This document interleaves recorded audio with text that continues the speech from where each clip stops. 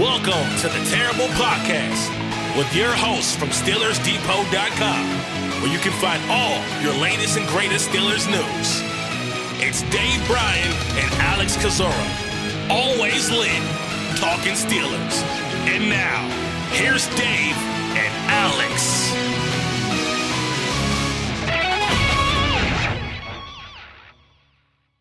Welcome to the Terrible Podcast, Season 15, Episode 65. He's Dave Bryan. I'm Alex Kozora, SteelersDepot.com. Thanks for being back with us on this Monday, Steelers Nation. I know it's a little bit later this episode coming up. Wanted to wait after the Mike Tomlin press conference with this condensed schedule, knowing that Pittsburgh will play a game in a couple of days on Saturday at Baltimore, and they will look to turn their fortunes around after an ugly loss to the Eagles yesterday, 27-13. And that really doesn't even speak to, I think, how thoroughly Pittsburgh was outplayed, dropping to 10-4. Ravens won this week, and that closes the gap and really makes that Week 16 game all the more important for both sides. So a lot to talk about with the game, Mike Tomlin press conference, injuries to T.J. Watt, etc. A lot going on, not much of it good, Dave.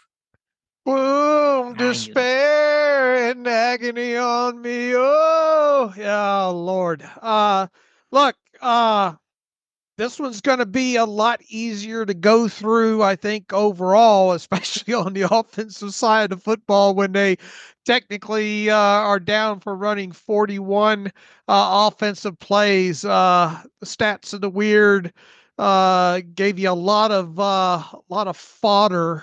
Gave us a lot of fodder on Twitter X last night as well too after the game. So I don't know where you want to start on this. I suppose we should start on kind of the injuries and recapping a little bit of what Mike Tomlin had to say both after the game and during his Monday press conference, and then get into this thing that overall a game that I feel is fairly easy to break down. Mm-hmm.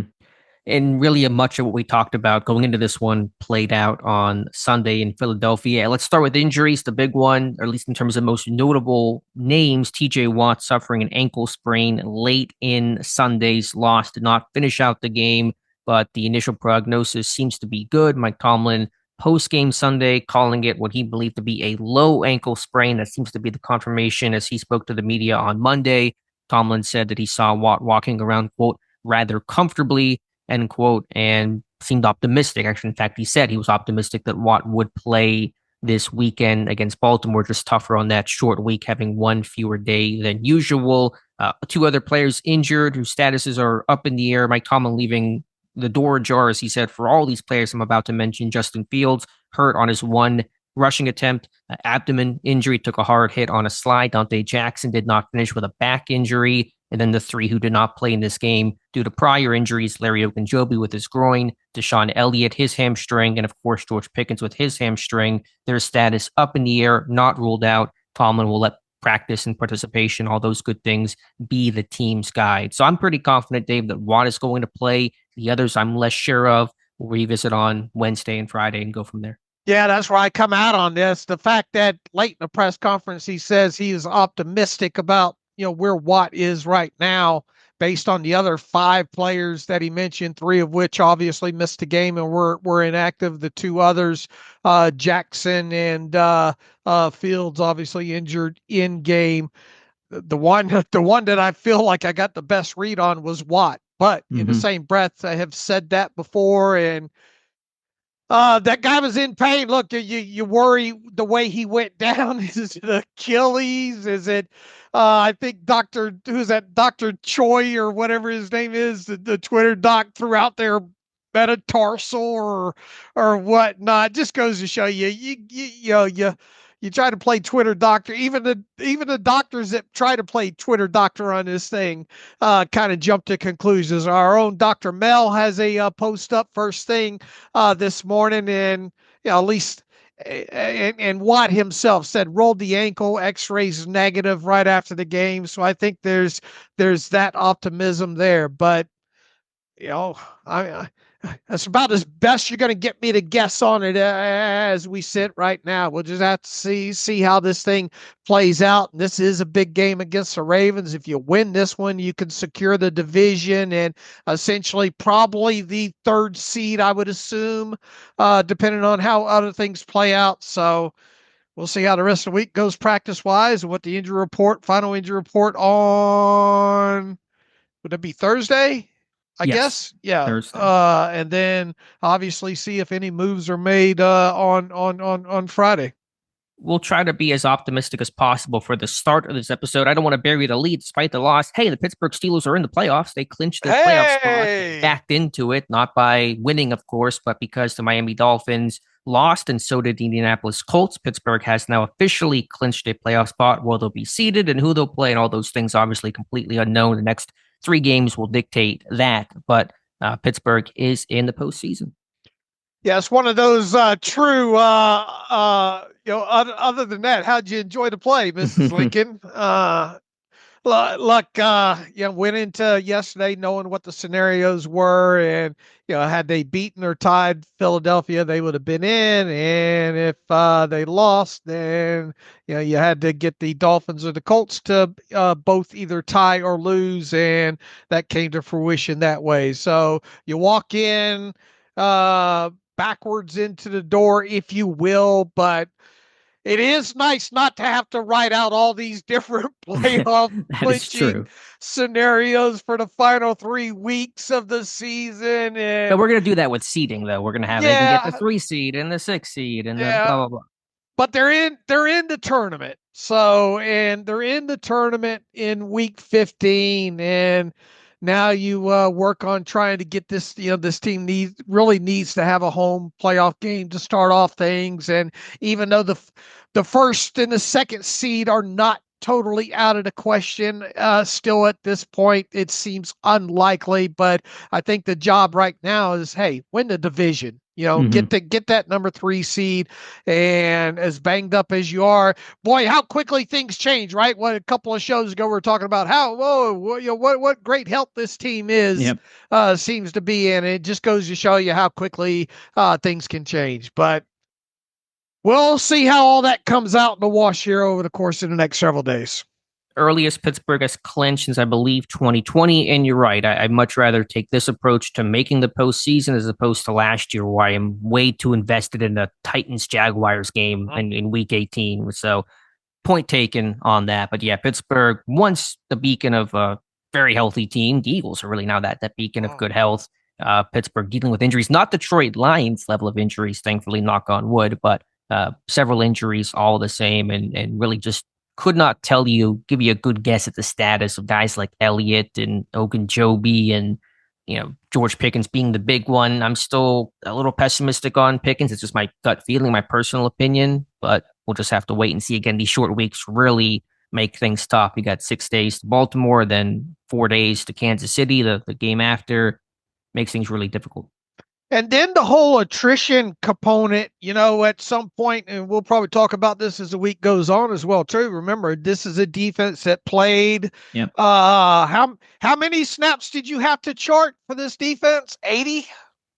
Technically 77, but with some of the note plays, it was, I think I listed at 82. So yeah, that's kind of my takeaway too. Not only just this loss, but their domino effect, where you're going to have a short week on the road, a defense that got beat up pretty good and had to play a pretty physical, trench type of game, going on the road to Baltimore to play basically the same type of game against a talented team. That's really impactful. Yeah, you better not log another 75 snaps in Baltimore, because then you turn around on Christmas and, oh, hello, you get the Chiefs, So, this thing couldn't have played out any worse from a time of possession, number of snaps component in this game against the Eagles overall, because of the cumulative effect of having to play 3 games in 11 days. And you're really going to start feeling that immediately on Saturday against the Ravens. So, yeah, and then you got the injured guys on top of it that you'll be watching. So, yeah, a lot. We'll talk more about that, I know, as the week goes on here. Yeah, but it's a really great point. The attrition, I think that's the perfect word for it, for what Pittsburgh could be experiencing. I know the Ravens are on a short week too, obviously, but they had a much more comfortable. Heck, Lamar was not barely played in the fourth quarter because the Ravens just steamrolled the Giants, and they're going to be at home this week, so they don't have to deal with travel. So they're in a better situation, even though both teams are on that short week, very similar to the Browns game in what was that, week 12 on that short week, that Thursday, where yes, it was short week for both, but the Browns were just in a better situation than where Pittsburgh was coming from. All right, Dave, let's get into this game. The Steelers offense ought to be rested. I was thinking the same. They are well rested. Yes, for sure. Let's get into this game. 27-13 loss to the Eagles. Pittsburgh 10-4 on the season. Offensively, save for one Pat Freiermuth touchdown and one decent drive where the tempo picked up and Pittsburgh kind of had to throw. The offense did essentially nothing, couldn't capitalize on two first quarter takeaways from the defense and special teams. And then defensively, it wasn't awful. It certainly wasn't good, but they just got worn down, beat up, couldn't get stops when they had to. And Eagles, my view of this game is that Philadelphia is the ideal of what Pittsburgh wants to be in terms of their trench play, in terms of their run game, in terms of grinding teams to a pulp. Pittsburgh has done that in moments this year. The Chargers game comes to mind, but they're not on the level of Philadelphia. This is kind of a student master type of situation where Pittsburgh aspires to be that. And they got a real good lesson in what that looks like on Sunday. This is also an Eagles team that we went into this thing knowing, and Mike Tomlin, I mean, it was no secret what they were going to try to do, at least on the defensive side of the football. They were going to try to take away Mr. Barkley and shut down that running game. We talked about, okay, if you're able to do that, maybe a best case scenario is to make Jalen Hurts come out and throw the football and beat you that way. Well, they did that, and then in the second half of this game, they turned back a little bit more to their running game and was able to get some hay that way. Overall, Barkley did not kill you. I would say overall in this game, heck, he had 19 carries for 65 yards, 3.4 yards per carry. He had 2 catches for 9 yards. Had you told me before the game, Alex, okay, this is Barkley's final stat line: 19 of 65 on the ground, no touchdowns, 2 receptions for 9 yards. You would have signed up for that in a heartbeat, and you would have told me, I like the chance. I don't know whether or not the Steelers won or not, but I like the chances of the Steelers potentially winning that game. Am I correct?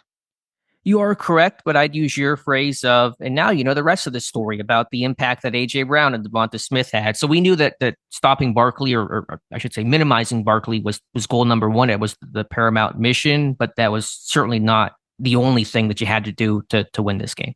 Right. You also knew that you were going to have to stop the legs of Jalen Hurts, which they technically overall did not do a good job. You're going to have to stay out of these tush-push situations, which they did not overall.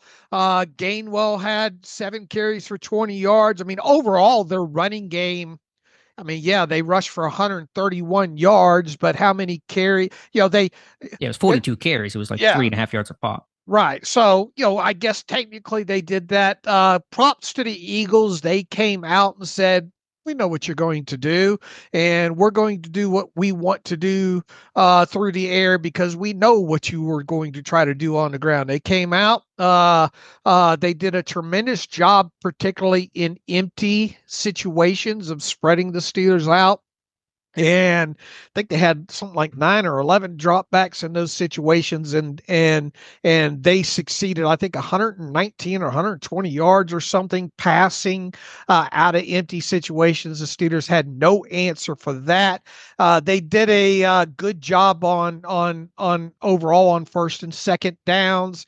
There were some key third. Overall, the Steelers kept some pretty decent down and distances when they would get the Eagles to third downs, but they didn't do a good job overall of getting off the field in those situations. And on a few of those, they had opportunities of tackling short of the line of gain, and they couldn't do it. And you get into obviously their final 3 possessions, I think, of this game that the Eagles had on offense. They controlled the ball 13 plays for their first drive in the second half. They got a field goal out of that. 13 drives or 13 plays after getting the Steelers fumble, which was a key moment in this game. They drove that all the way down for a touchdown. So the first two possessions went 13-13. They got 10 additional points out of that. And then the final drive, after the Steelers punted the football back to them with about 10 and a half minutes left in the game, and the Steelers pinned them down back at their own 3-yard line, they milked the rest of the clock out. I mean, you want to talk about just grinding you down in all aspects of it. 21 plays, 99 yards, I guess. Net yards was 88 overall. Picked up 6 first downs, and just let all the air out of the tires in as far as that goes. So the Steelers, I think, were lucky to be in this game at 17-13. I mean, I think it's kind of amazing they were still in this game at the half at 17-13. Their inefficiency on offense, and especially after taking the football away 2 times and really almost a third time, and only able to come away with those turnovers with 3 points was significant. And even though that they got themselves to a point at halftime where they were only 4 points down, and at one point with their first drive that they had the ball in the second half, they got a little bit of traction going in the running game, and then they drove down into Eagles territory only to fumble the football away. And then that's when just everything just came loose at that time. But yeah, I mean, I thought the Eagles did what they needed to do on offense in the passing game, especially early. And then it was a combination of a couple of things in the second half there, both running the football and passing the football, staying ahead of the chains that did the Steelers in. Yeah, Pittsburgh was down 20-13 with 6 minutes left in the third quarter on the Eagles 26, and so they were driving. They had a chance to tie it, and as you said, the Najee Harris fumble, it's the easiest turning point to determine if probably the Pittsburgh Steelers' entire season of any one game and how that outcome was decided. Yeah, it's a great point about empty. I'm pulling up my charting right now. It may differ slightly from what other stats are out there, but I got Jalen Hurts going 6 of 8 for 112 yards. Out of empty sets in this game. All 6 completions were converted for first downs. 3 of them came on third down, 3rd and 3, 3rd and 6, and 3rd and 13. So Pittsburgh, as you said, essentially had zero answer for the Eagles at empty. You knew that they were going to have some success passing the football because you had to concentrate so much on stopping the run. I don't really fault Pittsburgh for that. You got to make choices when you have a game plan. You can't stop everything, otherwise you'll stop nothing. And Barkley was mission number 1, and largely they did that. So I understood that they were going to give up some things through the air, especially without Deshaun Elliott and the talent the Eagles have at wide receiver. It's a really good roster overall, but you couldn't get some critical stops, even on that crazy 21-play drive. I got to look it up here, Dave. I'm sure we'll walk through it together, but there were so many and long situations where the Eagles wiggled their way out of a 2nd and 11, a 3rd and 6, 2nd and 14, 2nd and 13, 3rd and 13, 1st and 20 to a 2nd and 20, 2nd and 9. They didn't convert on first downs on all those plays, but they were in those moments where you're sitting there going, okay, we got them behind the sticks. We can get a stop here. Next play, we're going to get off the field. Never happened. And that 21-play drive is, since 2001, courtesy of StatHead, the longest drive to end a game against an opponent. 21 plays there. So that is, yeah. I mean, the stat that sums it up is that Pittsburgh had the ball for 5 minutes and 50 seconds of the entire second half. I mean, you blink and you would have missed their possessions. Looking at just the second half possessions for the Eagles alone, they faced a 3rd and 7, a 3rd and 7, a 3rd and 7, a 3rd and 12, a 3rd and 18, a 3rd and 9, a 3rd and 13, and then the final one, 3rd and 9 that they kneeled out, though. The Steelers, let's see, on the first 3rd and 7, that was a scramble for only 1 yard. So I think they got them to punt. Did they get them to punt after that? No, they ended up, what did they end up doing on their first? Oh no, that wasn't their first drive. It was the first 3rd down that they faced, and it was the first one that they faced. Oh no, I'm sorry, I got that sort of Yeah, wrong. you're losing me on. Yeah, I'm in the first quarter there. I need to sort this by second half, I think. So 3rd down, they only faced what, 4 3rd downs of 7 or more yards in the fourth quarter, I think, or in the second half, I should say. And one of those was a 3rd and 9 that they kneeled down. But they were able to convert on how many of those overall? 2 of them, I think, or one was a 14-yard gain that they converted. The other was a 12-yard gain that ended up into a 4th and 1, which they converted there. So I think overall throughout the game, they obviously didn't force enough 3rd downs in the second half. Or 3rd and longs, I should say. And then in the first half, they just didn't get key stops at timely, at timely times when they had them behind the chains. Just, horrific overall, I think, on 3rd downs in timely, weighty down situations. Yeah, situational football is going to really be a litmus test when you're facing 2 teams that have the records and success that Pittsburgh and Philadelphia have had this season. When we get to the Steelers offense, we'll talk a lot about their horrible situations being in 3rd and long consistently. It's one reason why they didn't get a first down until 9 minutes left in the second quarter, which again sums up where this game was at. But even when the Eagles were off schedule, they got back on schedule. Right. Maybe they weren't always in 3rd and long, but a perfect example, just one vignette of this game. 3:15 left, 1st and 20 from Pittsburgh's 38-yard line. Run to Barkley, no gain. So you're in 2nd and 20, saying, okay, finally, like the game's over. You're going to lose this game, but at least you're going to get off the field. 2nd and 20, pass A.J. Brown for 19 yards, push on 3rd and 1 to convert. So that's 3rd and 1, but you were in 2nd and 20 the play before. And that was kind of the theme of the drive where they were backed up. Pittsburgh would get a stop. The Eagles would get it all back. 1st and 10 earlier in the drive, 7 minutes left. Barkley lost for 4 yards. 2nd and 14, they get a 22-yard completion to Devonta Smith. So stuff like that just happened throughout the game. And didn't on that 2nd and 20, they refused a penalty to. That was earlier in the game. Okay. All right. I'm confused. That was would have been a 1st and 30, and Tomlin declined it to keep it 2nd and 20, and the Eagles got it all back on that 2nd down play. Okay. All right.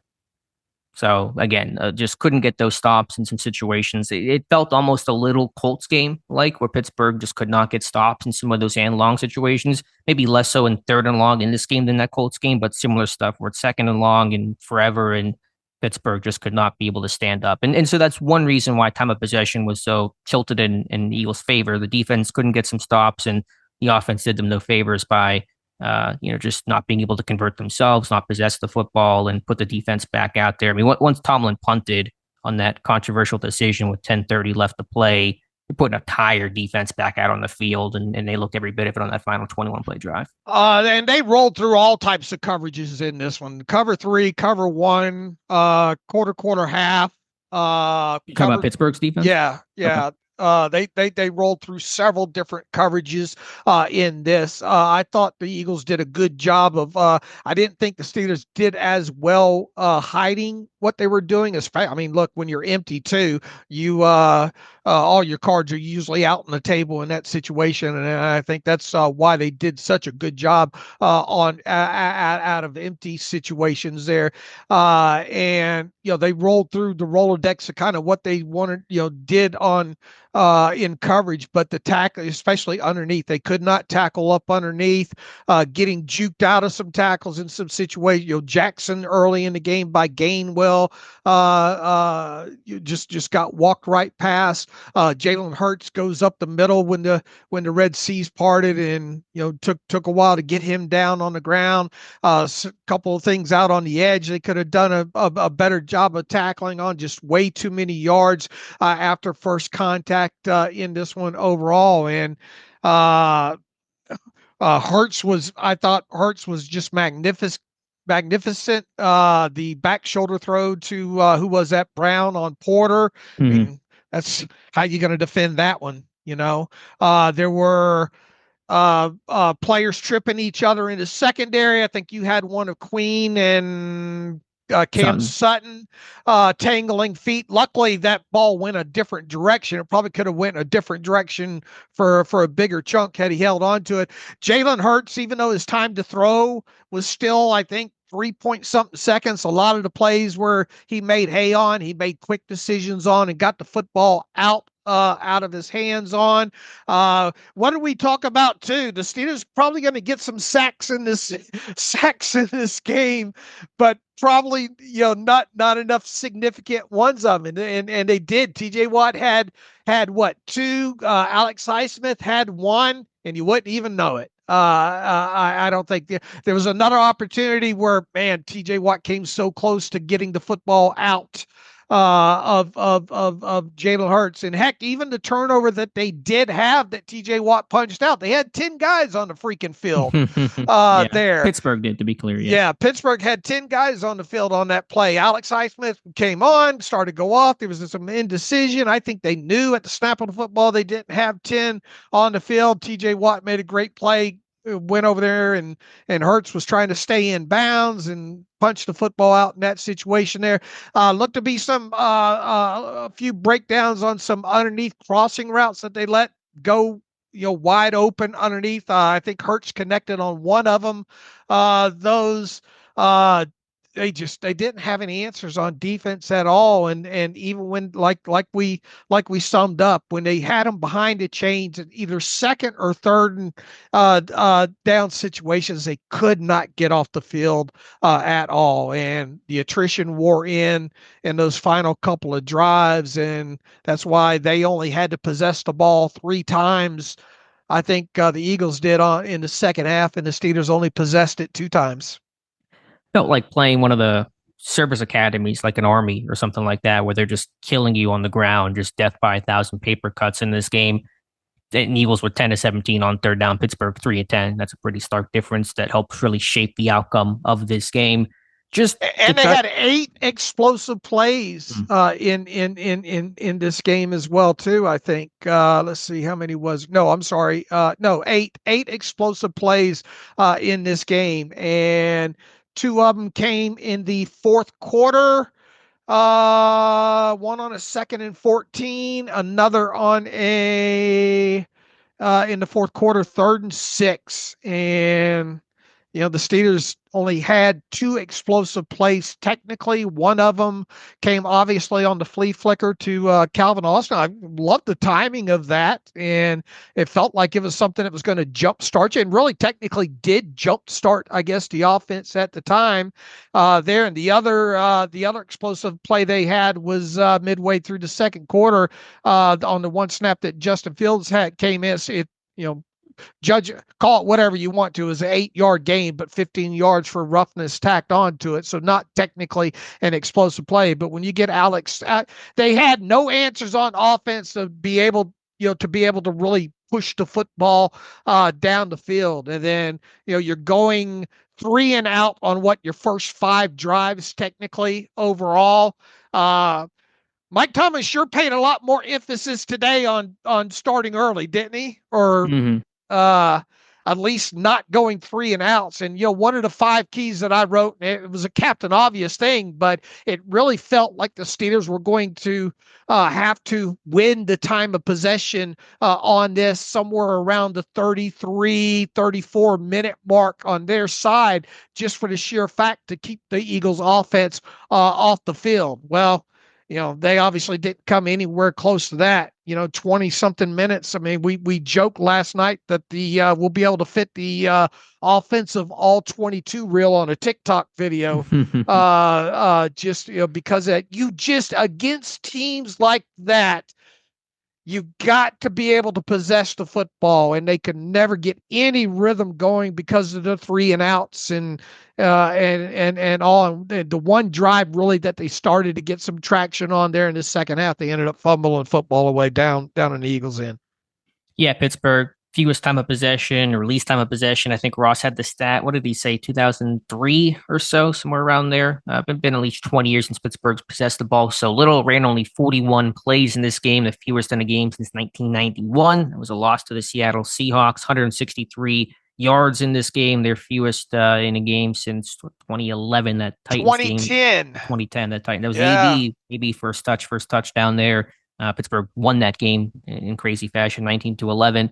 Anyway, it just kind of sums up, how long it's been since Pittsburgh struggled so mightily in that regard. Just to kind of give a quick summation of my thoughts, and these always paint with a broad brush, and I've not gone through the all 22 yet, gone back through the TV tape. I would just say, and again, I'm speaking broadly, but defensively, the game plan wasn't bad. The execution was poor. Offensively, the game plan was bad. And the execution was also really bad in this one. So I don't know if they had the worst game plan. Again, there were some issues. There are things you can nitpick for sure.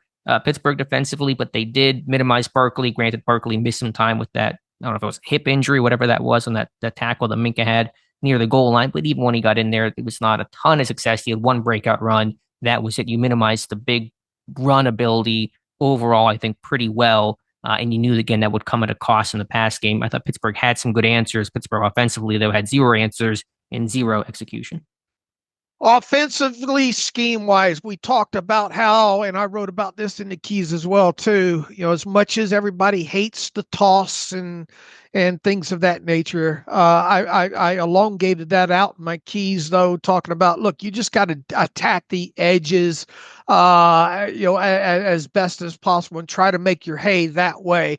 You talked about and wrote specifically about in the scouting report, and we had a pretty decent conversation about this, how they would go, 5 down, sometimes 6 across because of what they could do with Bond over there on the edge there, and they would pinch those interior 3 together there.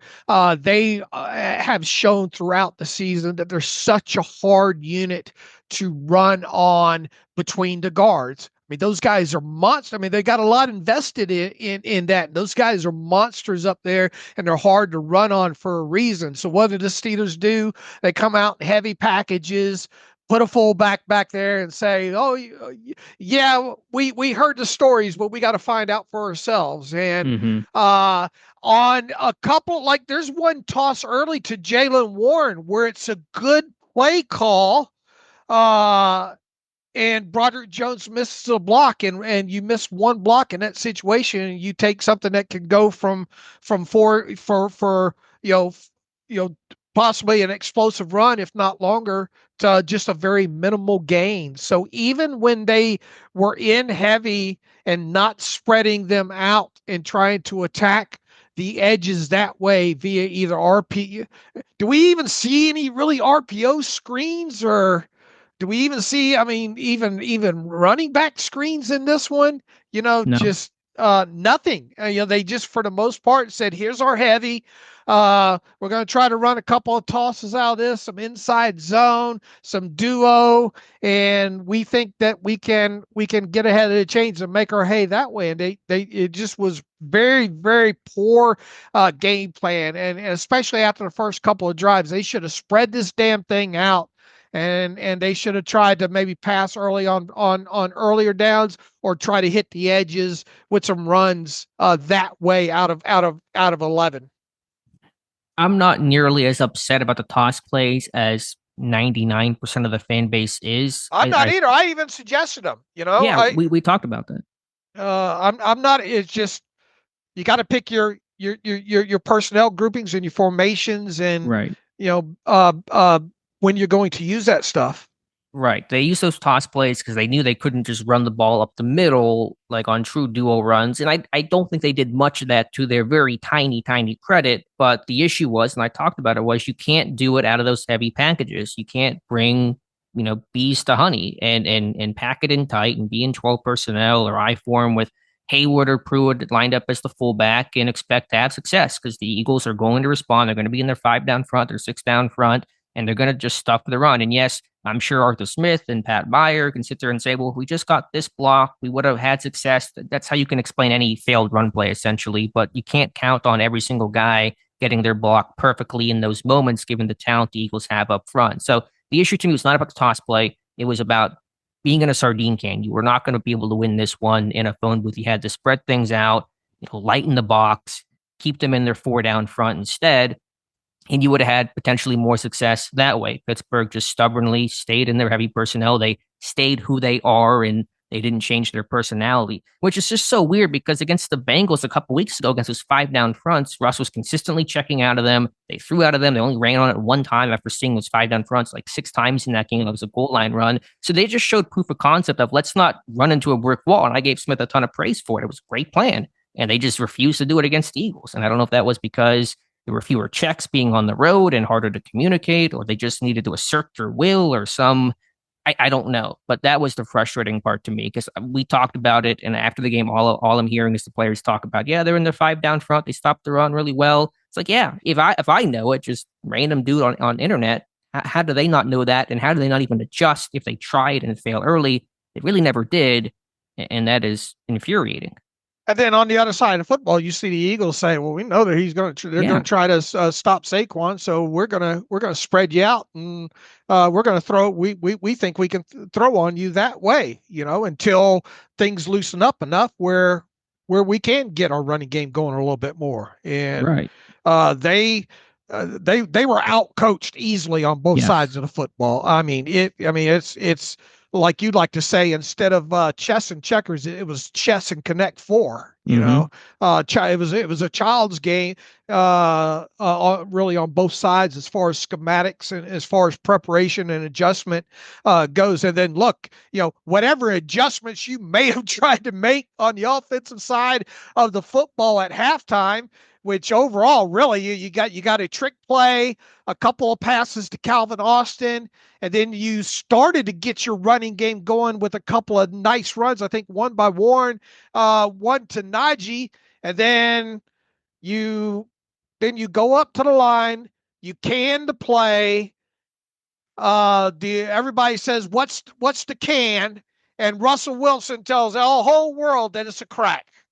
Did he say? Do we know that? I thought he said it was a crack. Look, go back and listen to it. Okay. I need to listen to it. I could have swore he said someone on that right end said, "What's the can?" And he said something to the said crack, I thought, okay. And then they run it, and obviously the pitch should have been handled, and that the play wasn't going to go anywhere, I don't think. I think Najee was already looking up because he kind of knew that it wasn't going to go anywhere. But and then after that, how many more times did you get to run plays after that? Yeah, you had one final drive. Four more plays, I think. Yeah, it was one more drive, and that was the punt. I don't know, it was like 7 or so plays. So that was it. So there really weren't even adjustments to make because you barely possessed the ball after halftime. But that's why you can't just adjust everything at halftime and have to have some faster starts. And you're right. That's what faster starts are so important. And that's why we have said for quite a while, this team's got to start faster. And then Mike Tomlin tries to explain it all away of, it's not how fast you start. It's, how you finish. Well, had you started faster in this one, it would have affected how you probably would have been able to play to finish this thing. Yeah, and then today during the press conference, he talks about, probably should needed to start faster and all those kinds of things. So again, as I've said before, and I've said again, you get out what you put in. If you don't preach the importance of faster starts, if you take a more, that's okay. We'll get through it. We'll win the fourth quarter, which Pittsburgh has done time and time again. I understood Tomlin's point of, okay, fast starts don't define us, but if you don't really emphasize that, you're not going to get better at it. In Pittsburgh, certainly not better at it. The Eagles also a slow starting team, but they had 10 points in this one, and that gave them an early lead and really never looked back from there. Did you think at halftime, my God, they're going to rock fight themselves into this second half and just maybe? I was just amazed it was 17-13. I was too. I was just surprised it was a close game on the scoreboard. Right. Because it certainly didn't feel like, obviously it didn't feel like that because of the type of possessions that they had and all like that, the quick, 3 and outs and whatnot. And obviously disappointing not to only get a field goal off of 2 two takeaways, which obviously is huge. Now, they did at least matriculate it down there and get the ball. It was a great catch by Pat Freiermuth for the touchdown, because he had to really wrestle that football away there. And then obviously on the other one, at some point here, we're going to have to address the officiating. The officiating did not help, obviously, in this game, but it was not the sole purpose of why they lost this game. Overall, it would have, however, been interesting had it been offsetting penalties on Darnell Washington trying to take Darius Slay out into the parking lot, which I do not fault that guy at all. You'd rather say whoa than sick him, right? And he literally did nothing wrong. He finished the block. And he did nothing wrong after Slay retaliated against him either. He's the one that really showed restraint in that. And then you get a melee in there, and Calvin Austin's trying to come in there were more punches thrown on the Eagles side, at least from all the angles and fan view that I've seen. They got that wrong. That if there's anything that needs to happen in that situation, it's offsetting penalties. I think, but quite honestly, you could have called the Eagles, as being the more belligerent team in that situation and penalize them, if we're being quite honest. And then obviously you only you get backed up, and everybody knows what happened. You just get a field goal out of that situation there. The other really impactful thing, there were two really more impactful things, right? You had the Steelers' last punt where Connor Hayward gets slapped upside the head, and they ended up ruling that as happening post possession, and that was the wrong call, obviously. And you hate to say, well, you hate to benefit from a situation like that, but you got to call it what it is. And that was a personal foul on them. The Steelers should have been 15 yards tacked on, and it should have been the Steelers' ball to try to continue that possession and see how that one would have ended up. And the other really kind of more minor thing there, I suppose, was a whole Montravius Adams roughing the long snapper. He's attacking the gap, and he gets blocked over on top of him in that situation there. They really need to take a look at that. If the intent is not to go over the top, if it's a discernible not trying to go over the top, but you're blocked and pushed over on top of the long snapper, I don't know what you expect a guy to do in that situation there. Now, the main byproduct of that, you still got the same result. You have the Eagles still getting the 3 points out of that, but you are losing clock time, and you are also adding on snaps on the field of your defense there. So even though the end result was the Eagles getting 3 points,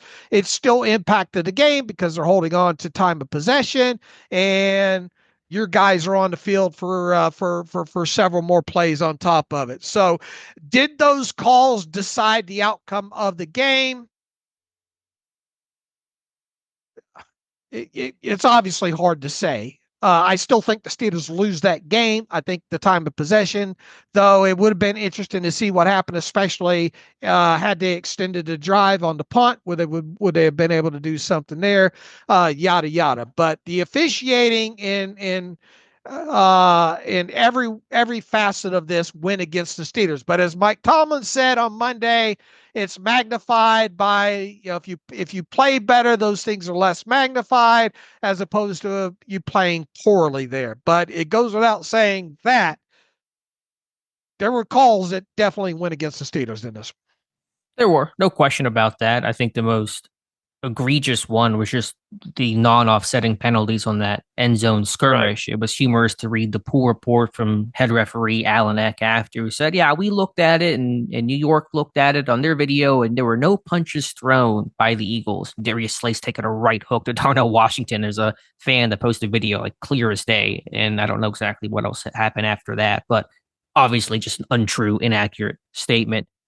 I will say, though, on the penalties, yes, there were the missed calls, no question about that. I am just less inclined to focus on those things, given how poorly Pittsburgh played in this game. I think it's It's not the reason why Pittsburgh lost. I know you recognize that. I think most fans hopefully would recognize that. I just have less.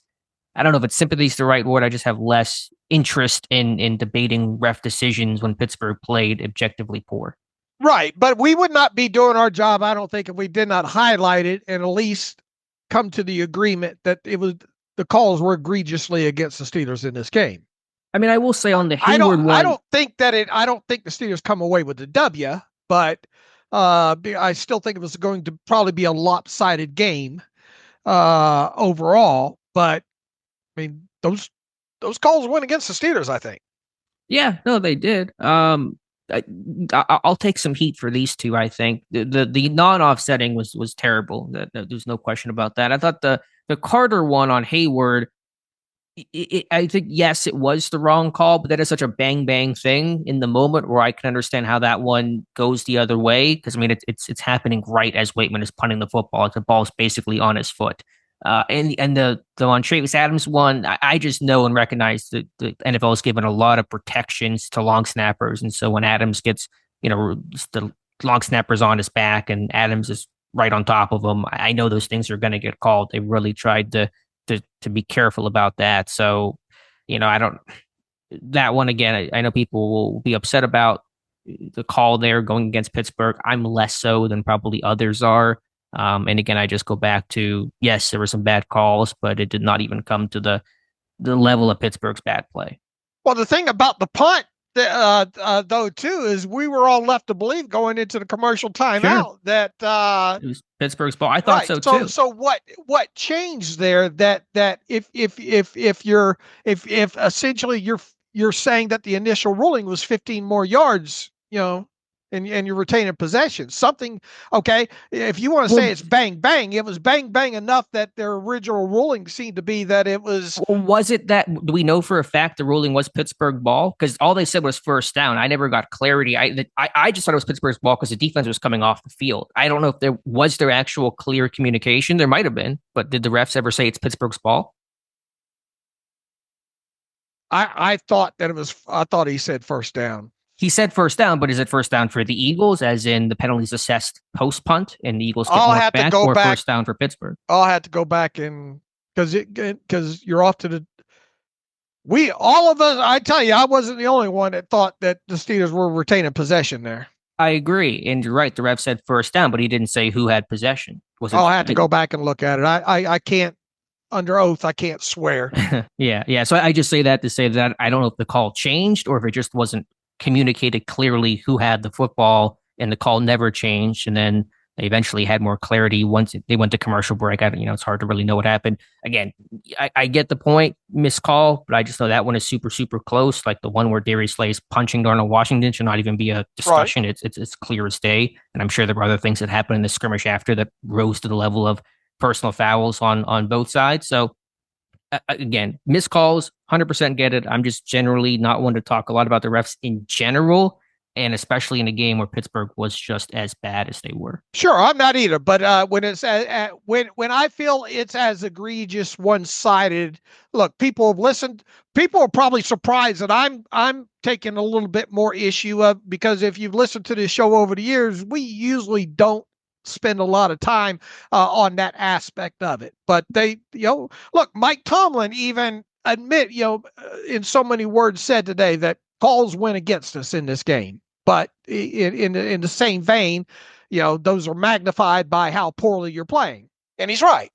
Yeah. I mean, that's basically my stance too, is Pittsburgh should be focusing and fans should be focusing more on the Steelers' poor play, because that is more of a concern than a couple of bad calls by the refs. I would have liked to have seen, though, how the game transpires from the point of had that punt move forward 15 yards and you retain possession.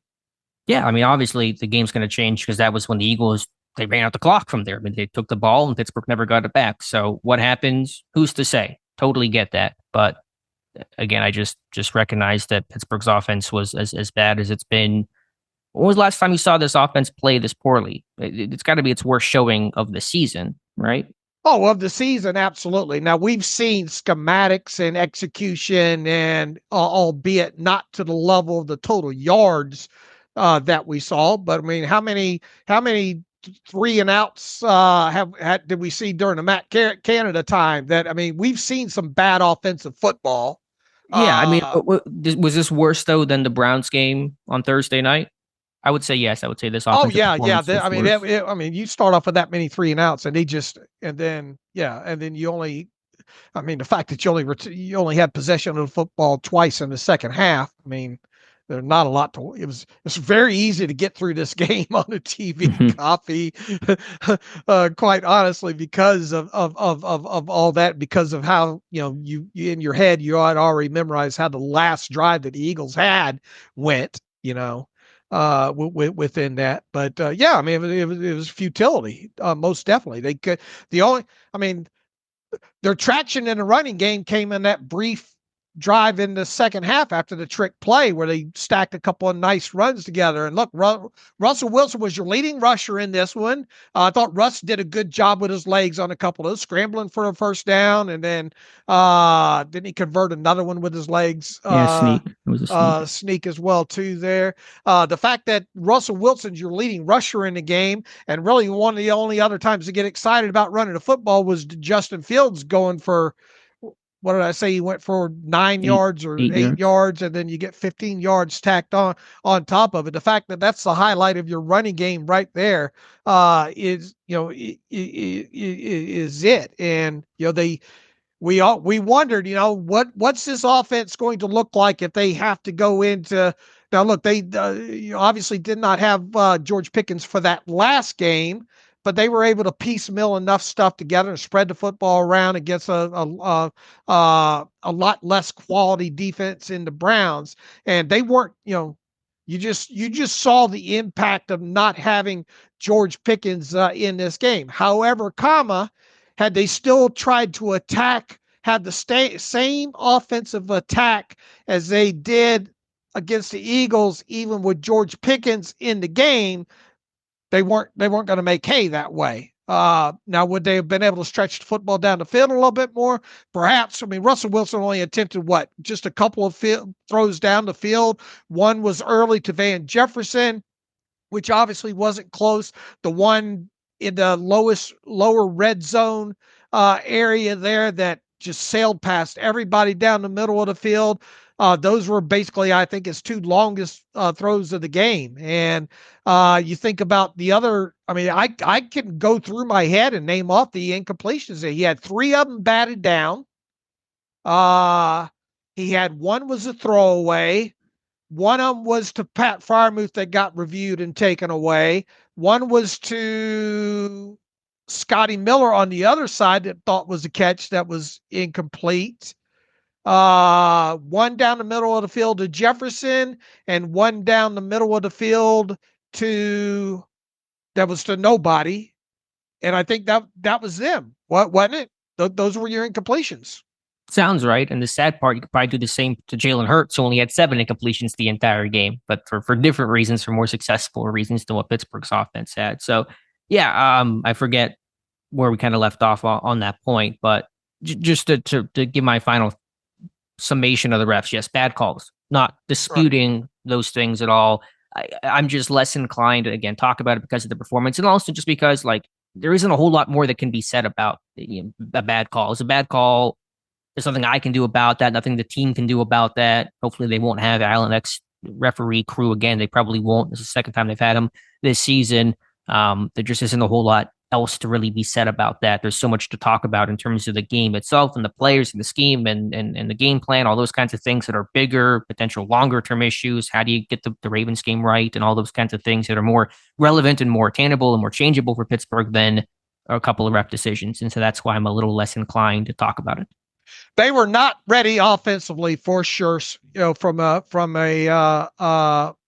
preparation schematic standpoint to win this game, especially knowing what even stuck out like a sore thumb on tape to us going into this thing, that knowing that the way they were going to use their defensive line, and knowing that they were going to easily probably be able to keep a lid on this thing. But even so, there were some light box situations that they should have ran better against that they didn't, because of them having things collapse with the heavier personnel, I think. And it was always going to be uphill battle, tough sledding to succeed without George Pickens in this game versus a talented and healthy Eagles defense. I recognize that, but to do basically nothing to try to adjust to your situation or the opponent you're playing is so just reckless. And it's just I'm gonna write about this, do a video, and I'm trying to workshop exactly how to frame it. But Arthur Smith is a hammer, and everything he sees is a nail. It's just one tool, one solution, so often, and that is yeah, that's not good enough to win you a playoff game. And push comes to shove, he thinks I'm pretty sure he thinks Cordell Patterson can solve world hunger too.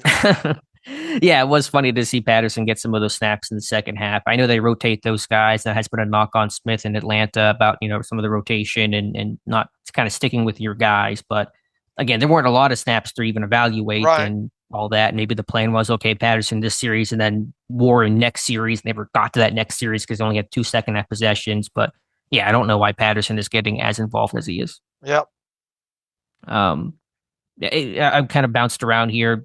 Let's just kind of finish up here with the offense. And anything positive? You said Fryman with a good catch. Austin, a couple nice catches. The flea flicker being the most notable. Even a third down catch at the end of the half to get Pittsburgh in field goal range to kick a Boswell field goal going into halftime. The O-line, did you get a sense of their play? I think maybe Frazier did okay, but I'm sure nobody had a great day up front. Yeah, McCormick and a little bit of all 22. I mean, he had his hands full, obviously with Carter there, and I don't think he did a very good job. I think Broderick missed a couple of, had some bad execution errors. One was on a toss to Warren. He gave up a sack to Russ there. I think that was the play before the Austin cast into the first half. They and both him and Moore allowed the whole pocket to collapse on top of Wilson on one of them. Wilson was sacked twice in this game, right? Both in the first half. Again, Pittsburgh has really a lot of trouble in the first half protecting. They usually get better after halftime. First half sacks, the split, it's got to be crazy high for Russ's first half sacks versus second half. Yep. I mean, there's not a lot of bright spots. Wilson scrambling. If we're at that point. Yeah, it was a positive. Him getting the first down on the sneak was another decent moment, I guess you'd say. There were a couple, like I said, nice runs on that drive that Najee fumbled on, where I even tweeted out, man, I'm finally getting there. Feels like the running game finally starting to get their legs a little bit there, just after 2 runs. That's how good the saltine cracker tasted at that point. And then as soon as I tweet that, they fumbled the toss away. And Najee's not a fumbler. It's rare for him to fumble, and he says he just looked up and just one of those instances there were bad timing, bad play selection, and all of it came together in the most inopportune time of the game where it felt like, it was. You drive down and get a touchdown there, you tie it up, right? Yeah, it was 20-13 at that point, and if Pittsburgh puts the ball in the end zone, you're right, the game is tied, and who knows what happens from there. So yeah, you can be mad about the toss play, but Najee just has to catch the football. Right. It's a toss. We're paid. They run that play a million times, which I know is probably too many. But the issue is not the play call. As you said, Russ, he made a check there or something. So there was probably 2 plays at the line, and Russ, killed the first call and went to the toss on the second. So it wasn't even like Arthur Smith was like, we have to run toss here. There's probably some options and flexibility. The quote unquote funny part is that technically it's not even a Najee Harris fumble. It goes to Russell Wilson because Harris never actually secured the football. It's on Harris. Obviously, it should go to him, but it's funny that actually you will not see that in the box score. It's going to be listed as a Russell Wilson aborted snap or aborted play fumble charged to Russ, not Najee. Yeah, the only person that helps, maybe some fantasy people. Yes. Well, if you started Najee Harris, you probably weren't getting too many fantasy points in this game with his 16 yards in this one. But yeah, so just a note, because I'm sure at some point one of us will reference Najee has not fumbled, because you'll see the 0 on his sheet, and someone will remind us, me, I'm sure, at some point about this game, and obviously him being responsible for the fumble. Anyway, that probably wraps up the offense pretty well, missing George Pickens a whole lot, and you hope he's available for the Ravens game. I'm a little pessimistic he will be, but man, Pittsburgh needs him. You had 1 catch on 2 targets for Mike Williams on like 15 snaps. Now, I do think that at least all 15 snaps, I believe he was on the field for, were pass plays. But, obviously not getting really anything out of him. Couldn't get, they tried to. What'd you think about the overturn on the Pat Freiermuth one there? Yeah, it was a good call. I kind of viewed it as him making a football move in there. I kind of thought that should have been a catch. I was okay with it not being a catch because it didn't get you many yards and would have killed more clock. And so it was borderline, but I'm okay with that. And Williams' lone reception came on 3rd and 22, so it was 15 yards, but it didn't do a whole lot for you. It came on a 3rd and forever. Van Jefferson, I've talked up, Jefferson's run blocking and his value there, but 1 catch for 0 yards. He's got 7 games this year in which he's played 30 plus snaps and caught 1 or 0 passes. It's a lot of empty routes that's continued from him. And similar can be said about Skoranek, who at least did have a reception in Pittsburgh's first down of the game, and Scotty Miller as well. Van Jefferson, Allen Robinson, part 2. Just a slightly upgrade from Allen Robinson, barely. There. Couldn't get really Pat Freiermuth going in this one at all. Calvin Austin was really about the highlight with the catches that he had. What do you have? 5 for 65 on 5 targets there. No one else had more. Freiermuth and Austin were the only 2 with 3 or more receptions in this game. They tried to spread the football around and just limited amount of possession, but once again, 3 of those balls were batted down at the line of scrimmage. 1 attempt was a throwaway. 2 others were basically, I guess, taken away. 1 to Scotty Miller on the left side was ruled incomplete, and then the one we just referenced on Freiermuth there, that was deemed a non-catch there. Yeah, just not enough RPO, no screen game in this one, not enough spacing. Just, Vic Fangio was 10 steps ahead of Pittsburgh's passing game with their ability to match coverages and the talent they have in the secondary. Nothing was there for Russ to be open, so it's hard to even get too mad at Russ for his performance because I just don't think anything was literally there for him to even attempt to target. Just really no cohesive plan. I talked about that Smith really had to scheme guys open in this game. You weren't going to win just on talent alone without Pickens against Fangio, against that Eagles secondary of Slay and Mitchell and DeJean, Chauncey Gardner-Johnson. And again, I got to see the all 22, but I'm pretty confident there was really no schematic effort to work guys open effectively. All right. All right, going back to the defense here briefly, just to touch on the missed tackles. So many of those in this game. I know Josh Carney's going to have his hands full charting this one. Patrick Queen. You had the 2 Kenneth Gainwell 3rd downs off of missed tackles, the one by Dante Jackson early in the game, and then the one by Queen, I think Porter later on in that game that should have been a sure stop and held Eagles to 3 points. Instead, they convert. I think they scored on that drive, put the ball in the end zone. So, yeah, far too many missed tackles in this game. A lot of when they were making tackles too, falling forward on that last drive as well too. Barkley gets the ball deep down in their own end zone, and Cam Hayward got on top of him and carried him for like 2 or 3 yards. So they did have some tackle for losses. I think a few of them in this game, but obviously when what little running game that they did have in this game, and especially the receivers, they weren't doing a good job of tackling the catch and getting them down right away. A lot of yards after either first contact or missed tackles in general, which and then a lot of those came on huge downs too.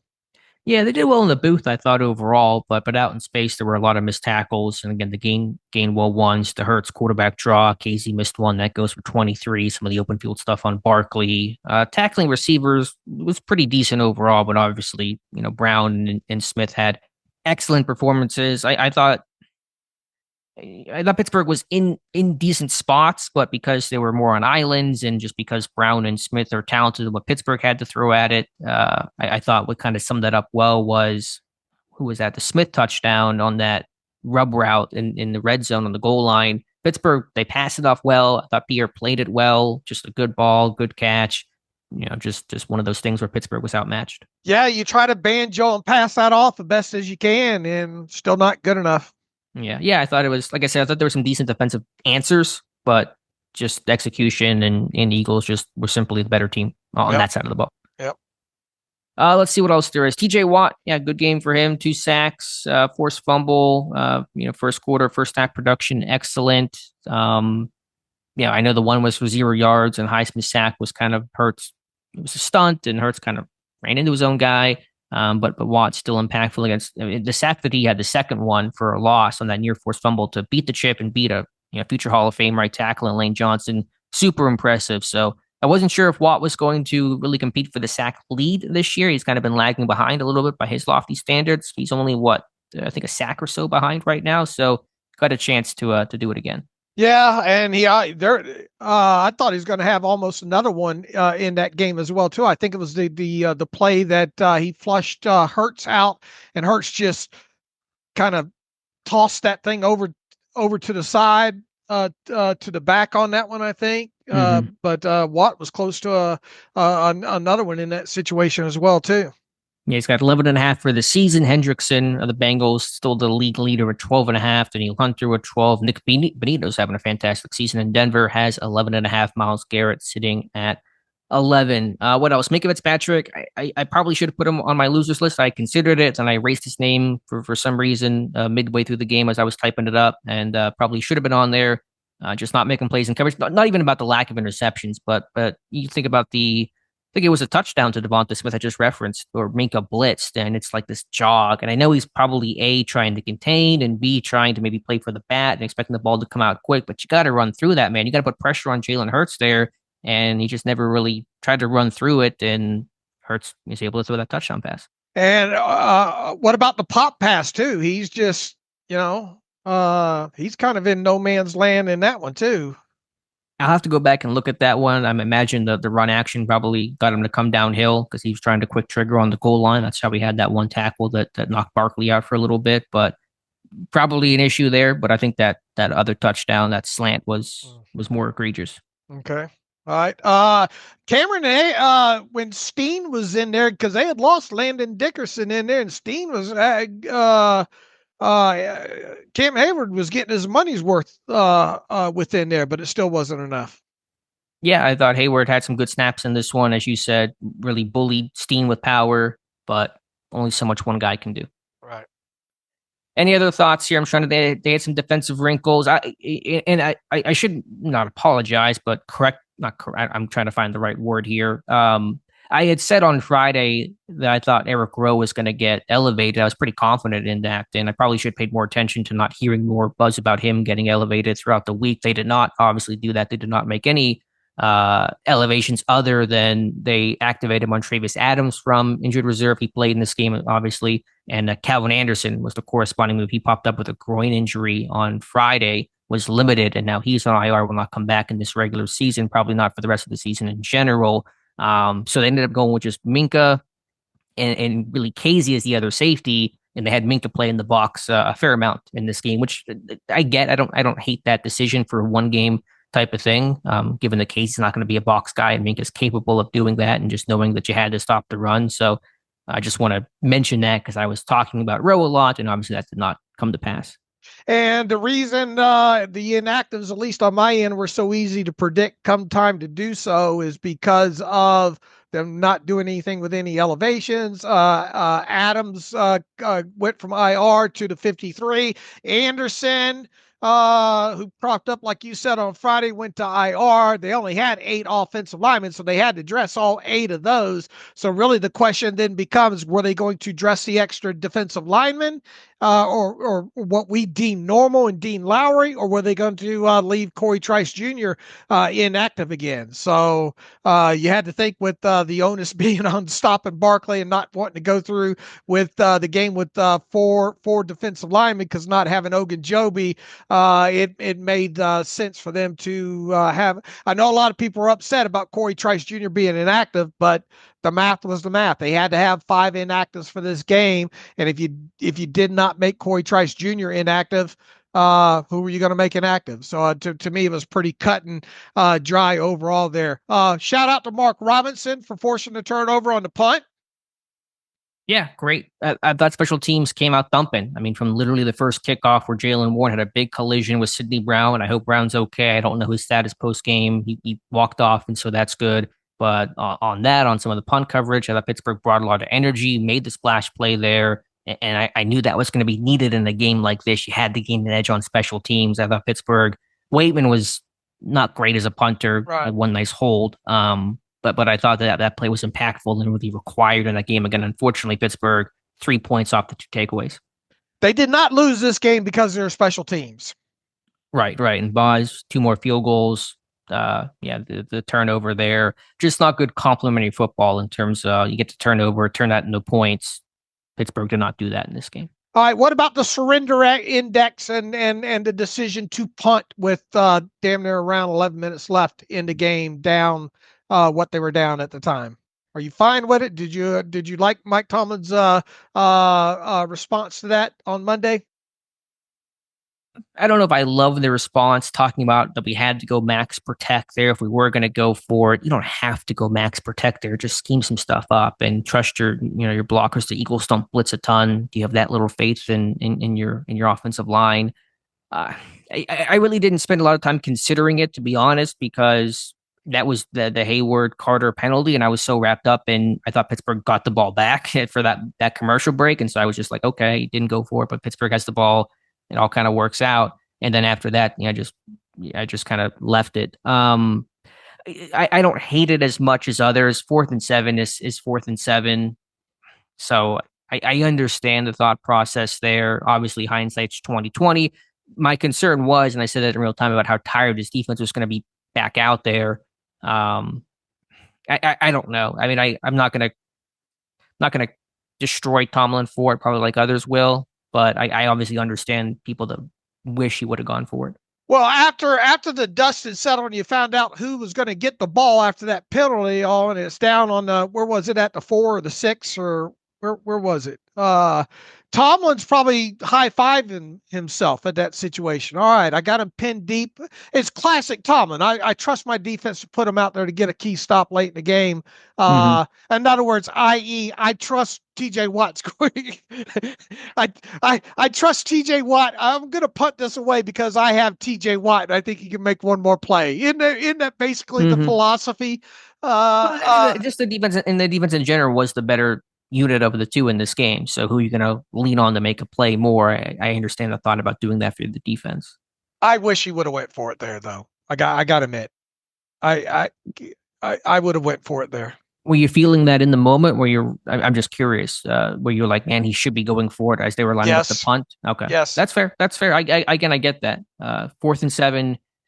Honestly, for me, just processing it live when I saw, because I didn't know exactly what the distance was. Whenever I saw the punt unit come out initially, I thought maybe it was a bit shorter, a little closer. It was 4th and 7. I went, 4th and 7.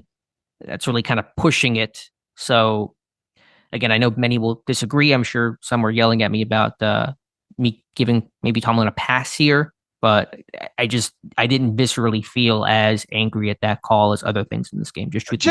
Just the flow of the game at that point, the way your defense just hasn't been able to do anything, and to those long drives and all like that, and how tired they are, and how limited your offense has been, and the amount of scores you're behind. You're finally making hay on the other side of the 50 there, even though the decision was a classic Tomlin decision. 11 minutes left in the game. We'll get a stop. T.J. Watt will make a play. Then we're back in this thing. I didn't like the flow of the game, and I would have went for it there on 4th and 7. I would have had my best play from that I've been hiding all season drawn up for that situation. That's fair. I'll just say though, I had zero confidence Pittsburgh would convert had they gone for it. I had zero trust in the offense in this game, especially based on the game plan. Whatever best plays they were hiding, should have found those even earlier in the game. Okay, all right. And what about the him being asked about the not using the timeout and him getting caught up in other things? Yeah, I kind of missed that moment live, to be honest. But it was after the kind of walk me through that one. That was after the first T.J. Watt sack, correct? Where it was the no gain as Hurts tried to step up and scramble. I believe that's the one. I'm trying to find it. It was with like 2:22 left in the second quarter. So that was setting up a 3rd and 7. Pittsburgh had 2 timeouts left. So that was 1st and 10 with 2:28 left. Gainwell for 3 yards. Pittsburgh used a timeout. 2nd and 7. Hurts sacked for no gain. Pittsburgh does not use a timeout. The clock goes to the 2-minute warning. Hurts sacked on 3rd and 12. Pittsburgh uses their second timeout. The Eagles punt. Pittsburgh gets the ball back. Yeah, Tomlin had said he was dealing with information on that play. I have no idea what that means. He said he would leave it at that, but that is an obvious blunder by Mike Tomlin, the question. All right. We addressed both those things with Tomlin there. What else are we left here to talk about? I think we got most of it here, don't we? I will be writing about a little bit later today for the site. James Pierre may be looking at a pretty hefty fine this weekend for a potential hip drop tackle on A.J. Brown on that final possession. That was that 19-yard gain on 2nd and 20 I referenced early in the show. I'm not blaming Pierre. I'm not mad at Pierre or anything like that, but letter of the law, that may actually qualify under that pretty high bar of hip drop tackles. And so I'm actually kind of expecting a fine for Pierre this weekend. Slay going to get fined for throwing a punch? He should. I mean, I assume there's going to be a couple fines coming out from that skirmish. Not that's going to make you feel too much better about them missing the call, but should be some fines, sure. All right. Okay, I guess we should get to some reader emails, huh? Well, anything else from Tomlin presser, just briefly, since that was, I know we've kind of wrapped it into today's show. Went over the injury situation. Anything else that he had said today that caught your attention, Dave? No, I mean, I think we covered it. We talked about the slow starts and all, and talked about the penalties. We talked about the injuries. I mean, what else really was there? Yeah. Someone asked them, would he consider sitting guys in this, which I'm not even sure what that thought came from. Tomlin, A, doesn't really do that, and B, there really wasn't a situation to call for sitting a starter in this game. But yeah, I think that covers it. Tomlin did say he's completely comfortable with the depth at corner if Dante Jackson misses. So that's James Pierre, and then Corey Trice would get a helmet. I don't know if he'd have a role. Be curious to see how they would handle that if Jackson does not play. Look, this is a dangerous game now due to all the injuries you have, due to the like we talked about how many snaps the defense had to play. You're not coming off of the greatest offensive performance at this point. These two teams obviously know each other quite well. The Steelers, I think, open up, not that it means a whole hell of a lot, 6.5-point road dogs. You kind of wonder if you're going to get George Pickens back for this. How, even if you have T.J. Watt, is it going to be full on T.J. Watt? I mean, you go from feeling pretty good about yourself heading into the Eagles game, even though we both agreed that was going to be a tall tax without George Pickens. You kind of wonder what awaits this team if they lose this game to the Ravens and defense out there for another 70 snaps, Yeah, no, I understand how quickly this thing can spiral, like literally how quickly too, given the short schedule of it all. In a span of 11 days, you can go from a 10-3 team to a team that is in a much different situation. It may no longer even be in control of the AFC North, or may no longer have the grip that they did heading into this weekend. So, yeah, this Ravens game is obviously huge for a million reasons. They really don't have to be explained, but this is a real litmus test for where Pittsburgh is at and really how the playoff seeding will go and what their future will become wildcard weekend. All right, let's get to some emails and close out today's show. Nick Shuley, my takeaway from yesterday's game is simple. The Eagles have the horses and the Steelers do not, especially up front. I don't think having Pickens or Elliott or Lario would have made a difference, he says. What, in your guys' opinion, are the biggest differences between the Steelers and the Eagles in terms of roster construction? I mean, they look at their wide receivers, right? You want to talk about, they got some horses up front. They are built well, top to bottom, really. Yeah, it's a great roster, offense, defense, across the board. I mean, they seem to be getting back to health at the right time, and they got some rookies contributing and all like that. So I think there's a lot of different. I think they're just a very well put together team overall. Yeah, and look at the high-end talent of their skill guys. Now, Pickens, Pittsburgh has one in Pickens, but the Eagles have it in Brown and Smith. There's more than one guy. Barkley is head and shoulders above what Pittsburgh has to offer. And then just can't ignore the offensive line. That's the best offensive line in football. There is no weakness there, from Mailata to Dickerson to Juergens to Becton, who's revived his career, and then Lane Johnson at right tackle. Pittsburgh's made some strides with their offensive line. There's some young guys that'll grow and think guys you're excited about, but I think just trenches and the offensive line is a big difference. The Eagles have the top offensive line, and Pittsburgh's probably, I don't know where you want to peg them, average offensive line, and that's a big difference. Yeah, absolutely. Okay, let's move on from Nick and go to Travis. He just has the gif of Jim Morris saying playoffs. Let's see. Cordell. That's his whole email. Yep. He's got a gif But of there. I love it. I respect it. Cordell Carter, over the last few seasons, the Steelers have invested heavily in their offensive line via the draft and free agency, yet we can probably count on one hand number of times they've been truly dominated this season. Although far from being the biggest reason we lost on Sunday, they put in another C-minus performance versus the Eagles. In your opinion, what is holding back this unit the most? Coaching scheme, lack of talent, lack of experience? I mean, against the Eagles, it was bad coaching, bad scheme, and they obviously were lacking talent at the wide receiver position, lacking some experience overall on the offensive line. So I mean, they're if you want to look at this game in specifically, I mean, other than people still forget this was a 10-3 team going into this game, right? I mean, they've won some ball games. Now, has it been the prettiest at times? No, but this one game, it was coaching, it was scheme, it was you name it. There were there's a lot of good reasons why they lost this game. Yeah, like I said, top of the show, I would say again, just speaking very broadly, defensively, more execution issue than coaching issue. Offensively, I would say more coaching issue than execution issue, but certainly both were abysmal in this one. But I don't think the coaching did anything to kind of help Pittsburgh in a tough situation. Yeah, but as you said, this Ravens game will shape a lot. If you lose, you've lost two straight against some of the football's best, and now the division is really up for grabs, and you're really in trouble than facing the Chiefs, who will likely have Patrick Mahomes for that Christmas Day game. I'm going to guess Mahomes will be out there and be happy to be wrong about that. But if you win this game, then you win the division, and all is right in the world again. I think the best thing to kind of look forward to, even though I advise not doing that, is maybe doing enough, capture the division, get a seed where you're hosting Denver first game, and then take your chances from there.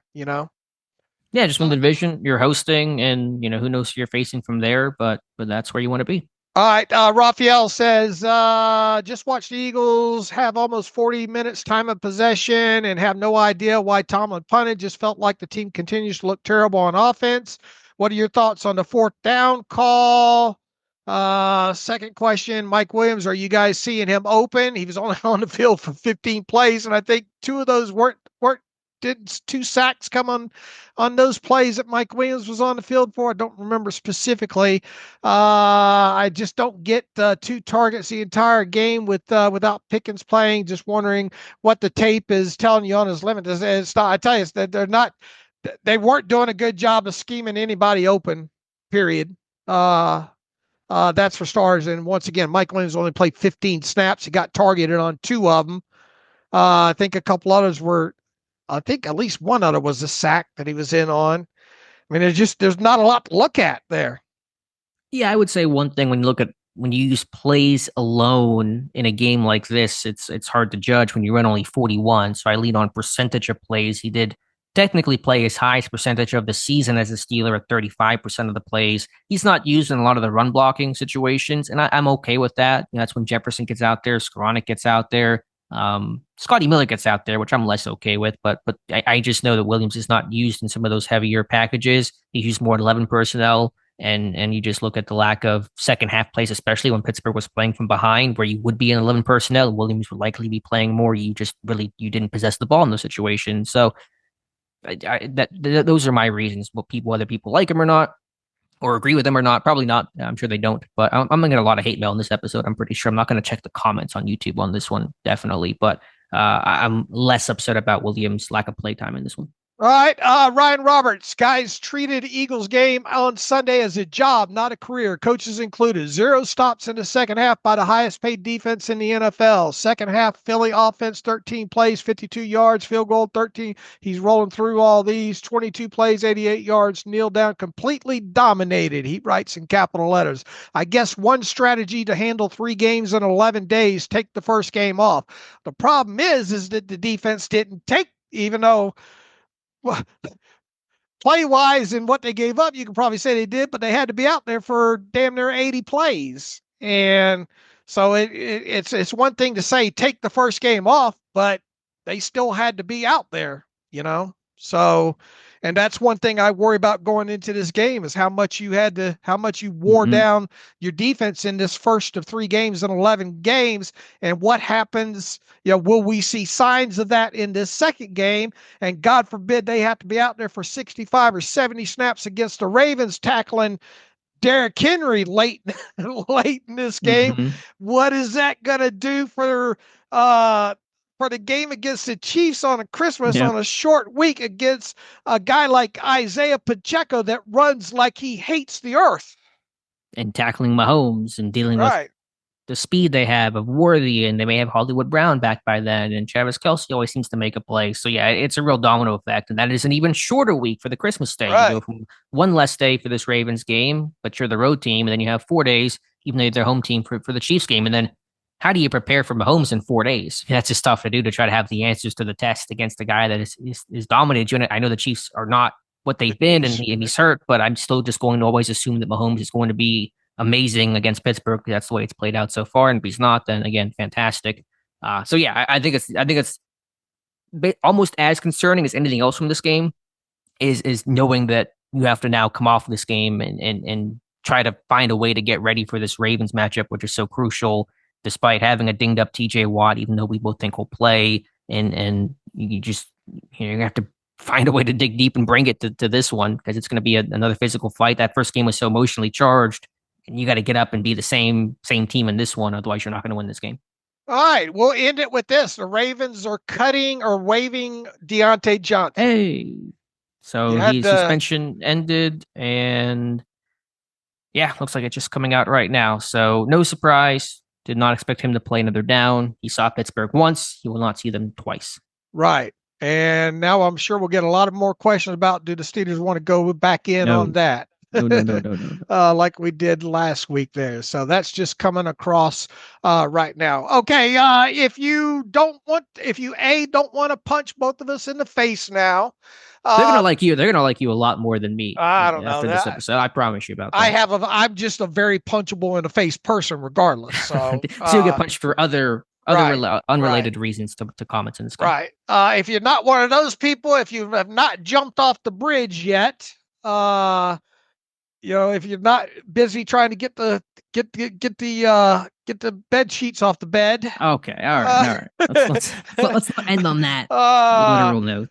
Nah, but look, we try to break these down like we always break them down, and I think we haven't even hit the all 22 yet, but I don't think we're going to have any stark, really different takeaways from the all 22 on Wednesday, based only on what we've seen on the all. I'm sorry, was Deontay waived? I'm saying we have mutually agreed with Deontay Johnson to excuse him from team activities this week. Is that an official release, or is that?